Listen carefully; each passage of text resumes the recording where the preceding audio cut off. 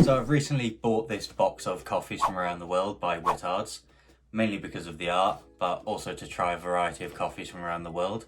In this video I'm going to go through all the individual boxes, give you some background about where the coffees come from and how it's grown, and then see if I can taste all the different flavours. It's all coffee made in this thing, a cafetiere, but I do have a smaller mug which also has a filter in it, so I'm just going to use this instead. For part 1 I'm going to be going through the top 3 boxes, and then in part 2 and 3 I'll be going through the middle 3 and then finally the bottom 3. Firstly, just a quick overview of coffee production. There are 2 main types of coffee produced today, the Arabica and Robusta, and all the coffee in this box is Arabica coffee. Raw coffee is farmed, processed and dried through various methods and then put into roasting machines. The heat and length of time it's roasted for depends on the roast of coffee you want, light, medium or dark. To get dark roast you'd have it on a higher temperature and you'd roast it for longer. Temperatures in the roasting machines will be from around 180 to 250 degrees Celsius, and then the beans will be roasted from 7 to 20 minutes depending on the roast. So the first coffee I'm trying is the Santos Java one. This is a blend of coffee beans from Brazil and Indonesia, and it has this orangutan on the front.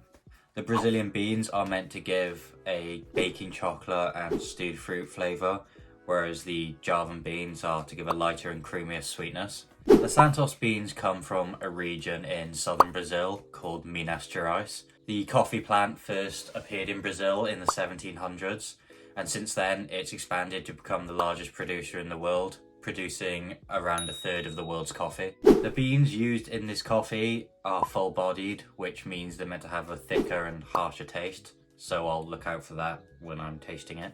Minas Gerais is the largest growing state in Brazil and is responsible for 50% of the coffee produced.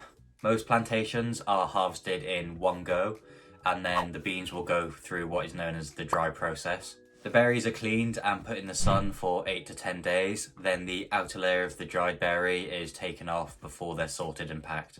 Java is the 4th largest island in Indonesia, but has over half the population.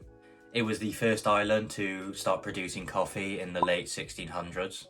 Java now primarily produces Arabica coffee, but this wasn't always the case. Production is centred on the Ijen Plateau, which can be found in the Ijen volcano complex, and that's where the beans for this coffee are from. The coffee is grown on large estates which were built by the Dutch in the 1700s. All the coffee there is hand-picked and the outer layer is removed using a rustic pulping machine. Pulp is then fermented and washed off using the wet process, which is the opposite to what Brazil does.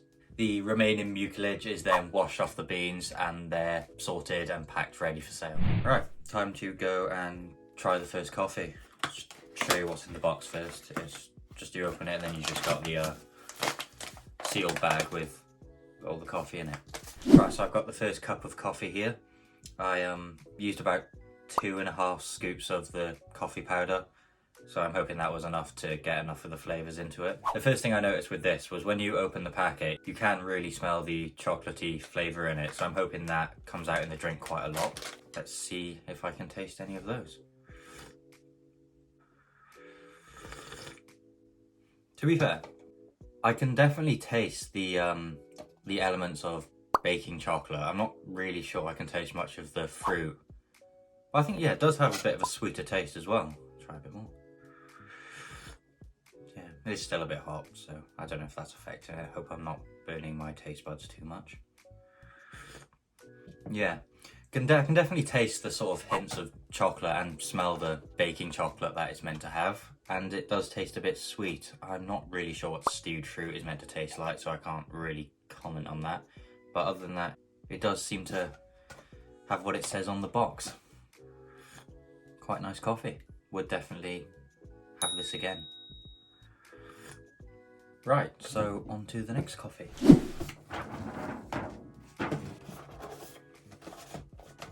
So the next coffee I'm going to do is the Sumatra one, which has a nice picture of a Sumatran tiger on the front. This coffee contains beans from the island of Sumatra, which is in Indonesia, and it's meant to have a milk chocolate and sweet almond taste. Again, this is a dark roast coffee. Sumatra is another island that's in Indonesia, and it's the largest island that is fully within Indonesian territory. The coffee beans for this one are picked on the shores of Lake Aceh, which is in North Sumatra, and these are also full-bodied beans. Same as in Java, the coffee beans were originally brought to Sumatra by the Dutch in the sort of 1800s.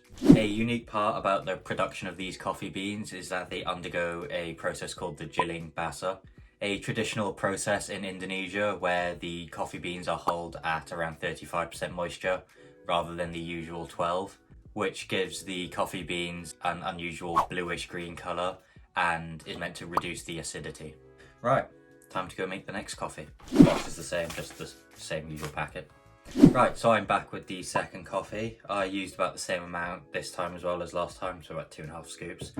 Again, the first thing I noticed with this was you can really smell like a chocolatey scent when you first open the packet, and I don't think it was quite as strong as the last one, which might be because it's meant to be more milk chocolate, so hoping that does have a bit of a different taste and I can taste it in the coffee. Alright, let's try and give it a taste. It's definitely not as a instant strong sort of dark chocolate taste as the last one, the Santos one. I do think there definitely is some there. And I guess it is notes, so I guess that's the idea. A bit more of a coffee taste to this one, or strictly coffee taste to this one than there was in the last one. But I do think I can taste a bit of the milk chocolate that's meant to come through. As for the almonds, I'm really not quite sure. Yeah, definitely taste the chocolate. Very nice. It's definitely, it feels not as, doesn't feel as like strong or as thick as the last orangutan one. Yeah.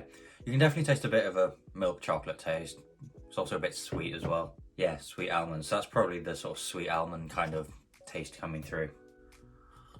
I think it's a bit lighter than the last one. So if you're a fan of like more lighter coffees and maybe not as like thick and maybe not as harsh, then this one is probably better.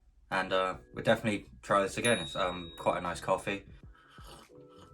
Right, so that's the second coffee, the Sumatra coffee. And I'm on to the third. So the third coffee is the Monsoon Malabar, which is a coffee that comes from the Malabar coast, which is on the southwest side of India. The region in India that this coffee comes from is called Karnataka, and it accounts for 70-ish% of the Indian coffee production. This coffee is meant to be exceptionally smooth with a sweet and spicy kick, so that's what I'll be looking out for when I try it later. Again, it's Arabica and it's dark roast. Coffee first came to India in the 1600s and the first plantation was established in 1840. Currently all coffee that is produced in India is grown in the shade and 60% of it is Robusta coffee. Monsoon or monsooned Malabar coffee goes through a process where the harvested coffee is exposed to the monsoon wind and rains for about 3 to 4 months, which makes the coffee beans swell up and lose their original acidity.